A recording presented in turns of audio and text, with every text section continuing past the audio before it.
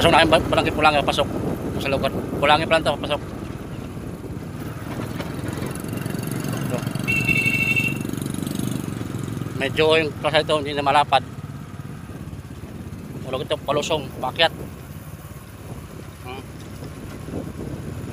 So, delikado pag video kasi wala na silang paghawak ng motor.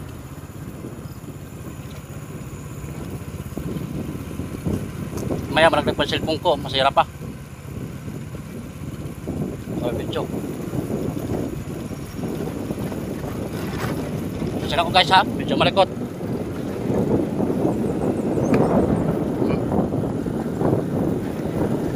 Ito naman nga, palusong yun.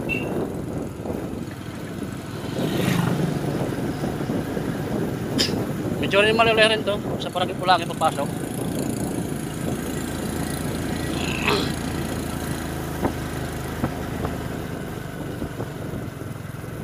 Pasok naman tayo.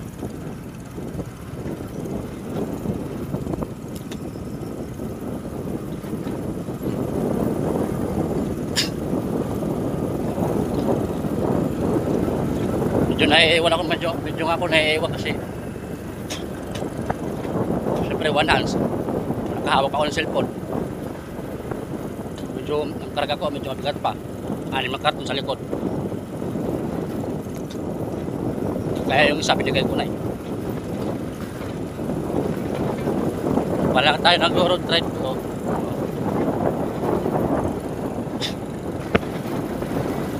Kailangan dito drive, lalo pag maulan dito, lalong dulas, daming lumot.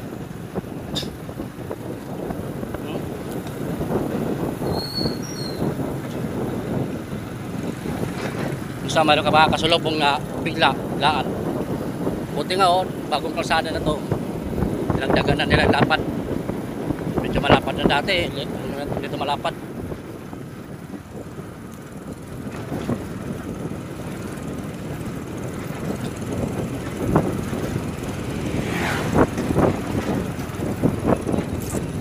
Ha?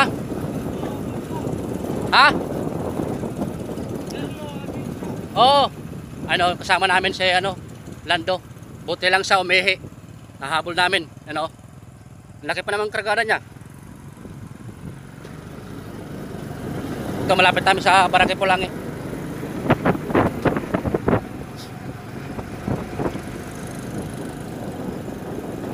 Sana suportahan nyo kami sa aming vlog, Habal-Habal Boys sa Barangay Lusong. O baka sakali